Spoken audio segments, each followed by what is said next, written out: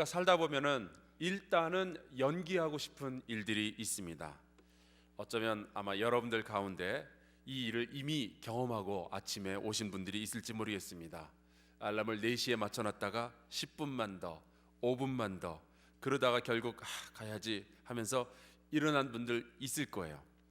옛날 학생 시절 여러분들 시험 준비할 때 일단 드라마부터 보고 일단 게임부터 하고 일단 친구랑 먼저 만나고 놀고 그러다가 시험을 맞이하게 되는 경우들도 있었죠.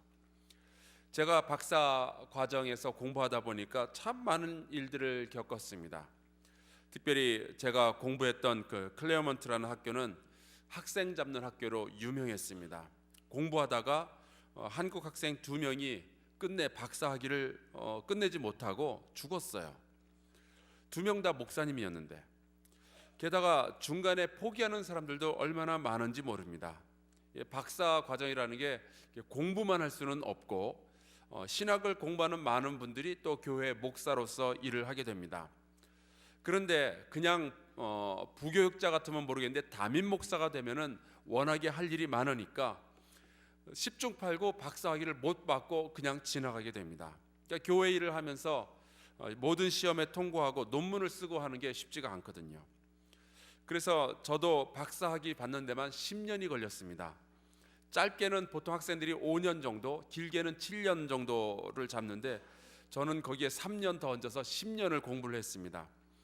근데 7년째부터는 학위 취득 연기 신청서를 내야 돼요. 얼마나 자존심 상하는지 모릅니다.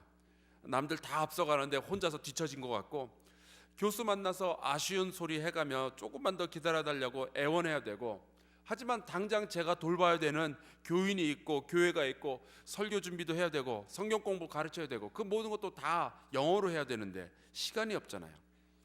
그래서 자꾸만 제가 학위 논문을 뒤로 이렇게 미루는 걸 보면서 가끔은 제 아내가 제 속을 긁는 소리도 했습니다. 그만두라고. 자기도 석사까지만 했으니까 저보고도 석사까지만 하고 사이좋게 석사 부부로 살자는 거예요. 근데 제 아내의 말에는 아주 고도의 심리 전술이 포함되어 있죠. 제 자존심을 건드리면서 자극하는 거예요. 그래서 제가 이를 악물고 공부해서 10년 만에 학위를 받았습니다. 인간 승리예요, 제가 생각하기엔. 근데 그럴 수 있죠. 살다 보면은 지금 말고 나중에 하고 싶은 일들이 있습니다. 문제는 결국 나중에 다가올 그 일이 어떤 거냐 하는 거죠.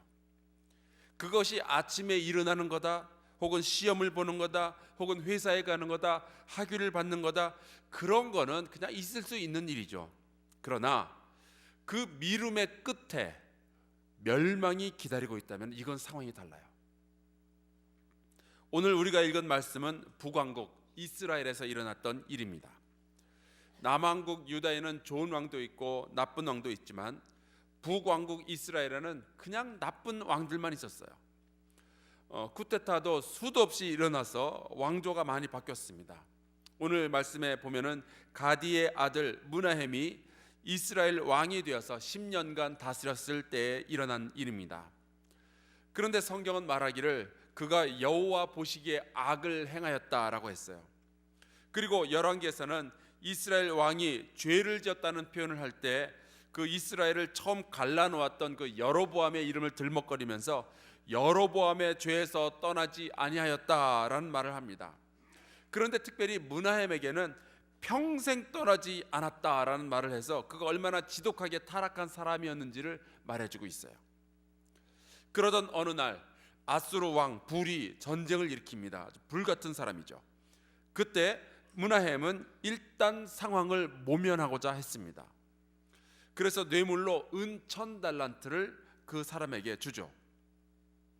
손자병법의 처음에 나오는 시계편에는 이이유지라는 말이 있습니다. 이익을 주어서 적을 나의 편으로 끌어들인다 하는 말이에요. 므나헴은 일단 이 불에게 뇌물을 주어서 그가 자기의 적이 아니라 자기 편으로 되기를 원했습니다. 사실 이스라엘 왕이란 그렇게 안전한 자리가 아니었어요. 언제 어디서 반군이 일어나 자기 왕을 죽이고 그리고 죽인 사람이 대신 왕이 될지 모르는 것이 이스라엘 왕국의 상황이었습니다. 그래서 므나헴은 이 불의 인정을 받아서 자기의 왕위를 튼튼하게 하겠다라는 꼼수를 쓴 거예요. 그런데 그 뇌물을 주기 위해서 자기의 사제를 턴 것이 아니라 이스라엘의 모든 큰 부자에게서 강탈했습니다. 이른바 요즘 말로 하자면 떡값 같은 것을 내라고 한 거죠. 그래서 모든 상황은 일단 정리된 것으로 보였습니다. 그리고 21절, 22절에 보면은 므나헴의 전략은 성공한 것으로 보입니다. 아수르는 돌아갔고 므나헴은 왕 노릇을 계속할 수 있게 되었어요. 그러나 므나헴의 아들 부가히야가 드디어 왕이 되었는데 2년간 다스리면서 여전히 이스라엘 왕들이 늘 하던 대로 여호와 앞에서 죄를 짓습니다. 이른바 여로보암의 죄에서 떠나지 않은 거예요. 그러나 여러분들 한번 생각해 보십시오. 므나헴이 일단 멸망의 상황을 모면하기 위해서 했던 일은 은 1000달란트를 주는 건데 그것을 자기 돈이 아니라 주변에 있던 그 큰 부자들의 돈을 다 털어가지고 이 사람을 주었으니 부자들의 그 불만이 얼마나 컸겠어요. 그러나 그 상황을 모면한 것으로만 만족했다는 것이 문제가 되었습니다. 결국 그때 그의 장관 르말랴의 아들 베가가 반역을 합니다. 쿠데타를 일으켰어요. 그래서 왕궁에서 부가히야 왕에서부터 시작해서 그의 신하들 모조리 다 죽이고 자기가 왕이 되었습니다. 이 므나헴이라는 왕은 위기를 모면하는 데는 성공했지만 멸망을 멈추지는 않았어요. 자기 자신은 온전히 살아남았지만 결국 자기의 아들이 대신 단 2년 만에 반역자에 의해서 죽음을 당하고 자기 가문의 왕조는 박살이 났습니다. 그는 여호와 앞에서 범죄하였어요. 그리고 성경이 말하는 대로 평생 죄악에서 떠나지 않았습니다. 지금은 혹시 편안해 보이지 모르고 지금은 혹시 이 죄악 가운데 있으면서도 위기가 없어 보이지만 죄악의 끝은 멸망입니다. 하지만 므나헴은 일단 멸망을 연기한 것으로 만족했어요. 일단 나는 살았으니까 됐다. 므나헴은 아수르 왕에게 뇌물을 주고 시간을 벌었으면 그 시간 동안 벌어놓은 시간 동안 뭔가를 했었어야 됩니다. 죄를 멈추고 회개하고 하나님 앞으로 돌아오고 나라를 튼튼히 하여 다시 아수르 왕이 쳐들어왔을 때 그는 한번 제대로 붙어볼 준비를 했었어야 돼요.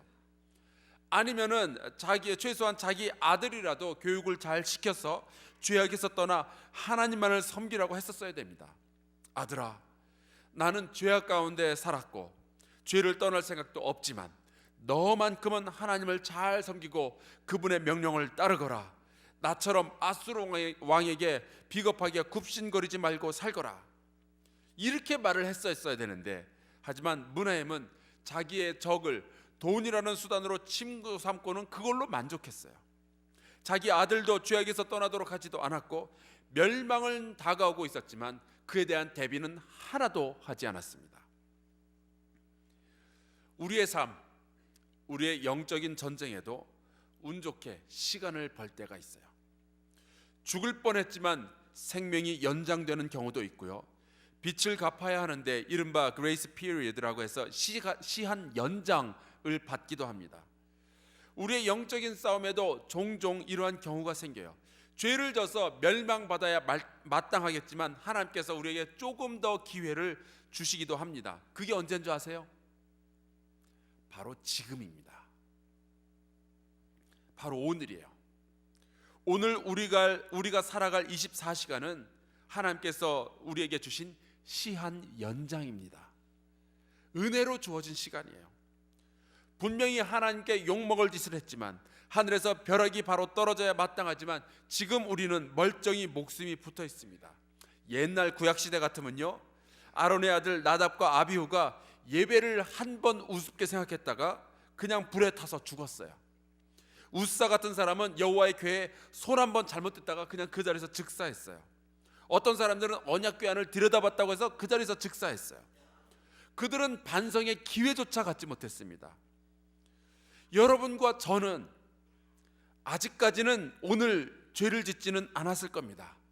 우리가 착해서가 아니고 시간이 없어서 아직 죄를 못 졌어요. 좀 전에 일어나서 아직 졸렵고 정신을 차리지 못해 죄를 짓지 못했습니다. 하지만 이 짧은 시간 동안에도 이미 죄 짓고 이 자리에 오신 분이 있으면 회개하시기 바랍니다.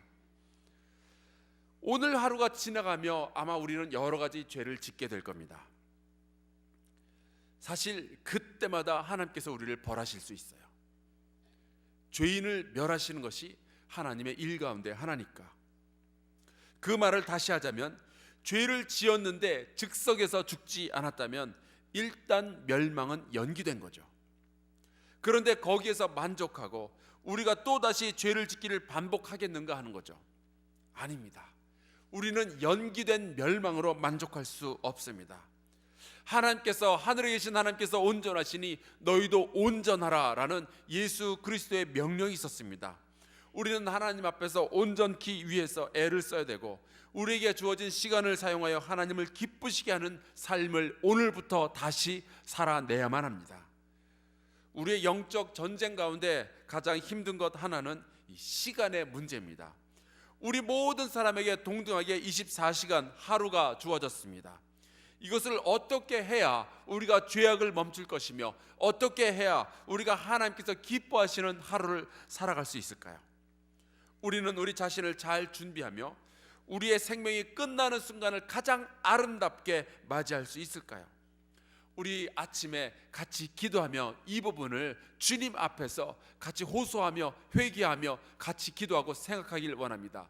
하나님 아버지여, 나에게서 이제 미루어진 멸망으로 만족하지 아니하도록 허락하여 주시고 내가 주님을 붙잡고 회개하며 나로 하여금 구원의 기쁨을 하루하루 누리면서 살아갈 수 있도록 허락하여 주시옵소서.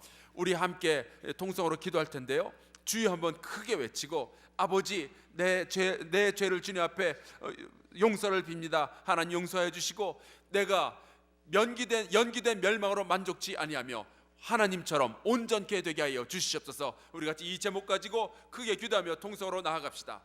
주여, 아버지 하나님, 주께서 저희를 붙들어 주시옵소서.